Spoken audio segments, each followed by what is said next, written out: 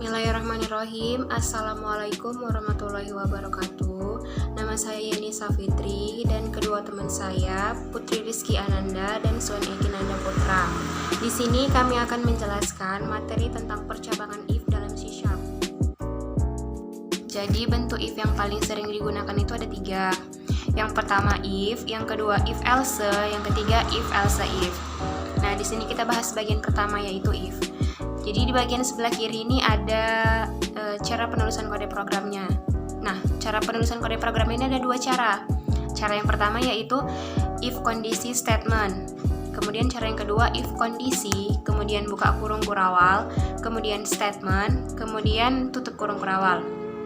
Kemudian gimana sih prinsip kerja pada percabangan if ini?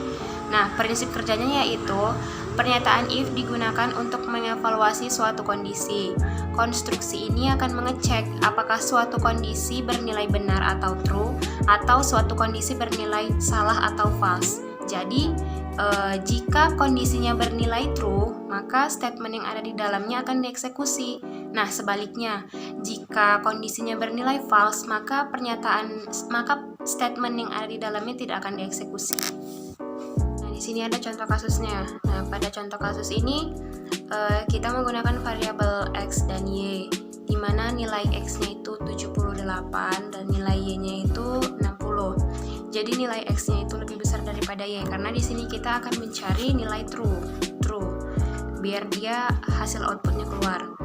Nah, kemudian setelah kita masukkan nilai x dan nilai y-nya, kita masukkan kondisinya. If buka kurung x lebih besar daripada y. Setelah itu kita masukkan statementnya yaitu konsul titik writeLine x lebih besar daripada y. Setelah kita masukkan statement dan kondisinya, maka kita jalankan programnya. Oke, kita jalankan programnya. Nah, hasil outputnya sudah keluar. Hasilnya yaitu x lebih besar daripada y. Kenapa? Karena nilai x memang lebih besar daripada y, menyatakan pernyataan true. Selanjutnya, saya Putri Rizky Ananda. Saya akan menjelaskan percabangan if else. Pernyataan if else digunakan jika kondisi terpenuhi atau true, maka statements yang ada di dalamnya akan dieksekusi dan tidak akan masuk ke statements lemparan atau else. Karena kondisi terpenuhi, dan jika kondisi tidak terpenuhi atau false, maka statements yang ada di dalamnya tidak akan dieksekusi dan akan masuk ke statement lemparan atau else, karena kondisi tidak terpenuhi. Adapun rumus dari percabangan if else ini yaitu if kondisi, buka kurung kurawal statements, tutup kurung kurawal else, buka kurung kurawal statements, lampiran, dan tutup kurung kurawal. Berikut ini adalah contoh percabangan dari if else. Di sini ada variabel username dengan tipe data string, password dengan tipe data string.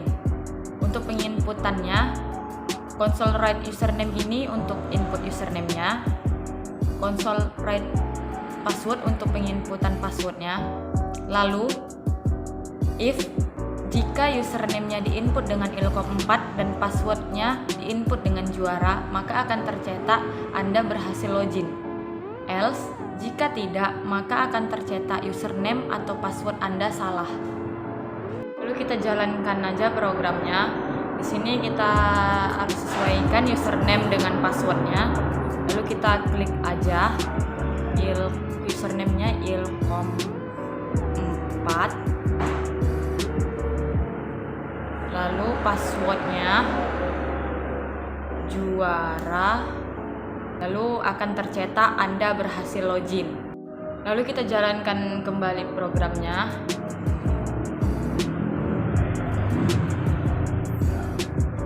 Dengan kita ubah dengan username-nya ilkom 1, lalu passwordnya kita buat dengan menang, maka inilah dia akan tercetak username atau password Anda salah. Saya Suan Eki Nanda Putra. Di sini saya akan menjelaskan percabangan if else if.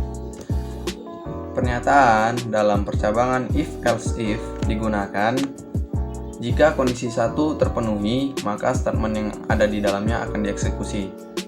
Namun, jika dalam kondisi 1 tidak terpenuhi, maka ia akan otomatis mengecek ke kondisi 2 sampai dengan kondisi ke N atau batasnya. Namun, jika kondisi 1 sampai kondisi ke N tidak terpenuhi, maka statement yang akan digunakan yaitu statement else atau biasa disebut dengan statement lemparan. Teman-teman dapat melihatnya. Nah, di sebelah kiri ini ada kami tuliskan kode program tentang percabangan if, else, if. Kemudian kita masuk ke contoh kasusnya. Di sini kami mencontohkan kasusnya itu mengenai tinggi badan. Ada 4 persoalan di dalamnya yang kami buat. Yaitu yang pertama, tinggi badan. Jika tinggi badan lebih besar atau sama dengan 185, maka dituliskan kamu sangat tinggi. Kemudian persoalan yang kedua, jika tinggi badan lebih besar atau sama dengan 165 namun lebih kecil dari 185, maka dituliskan kamu tinggi. Persoalan yang ketiga, jika tinggi badan lebih besar dari 150 namun lebih kecil dari 165, dituliskan kamu pendek. Persoalan yang keempat, jika tinggi badan lebih besar atau sama dengan 140, maka dituliskan kamu sangat pendek. Namun, jika data yang kita masukkan tidak tergolong yang ke atas atau lebih kecil dari 140, dia masuk ke statement else, maka pengeluarannya seperti data yang kamu masukkan salah. Maksud kita masuk ke kita jalankan programnya. Di sini kita buat pertama 190. Di sini mengatakan kamu sangat tinggi. Kemudian lanjut ke output yang kedua, contoh persoalan yang kedua. Sini kita masukkan tinggi badannya 170. Di sini dituliskan kamu tinggi. Kemudian kita lanjut ke persoalan yang ketiga. Kita masukkan tinggi badan 160. Pengeluarannya kamu pendek. Kemudian kita lanjut ke persoalan yang keempat.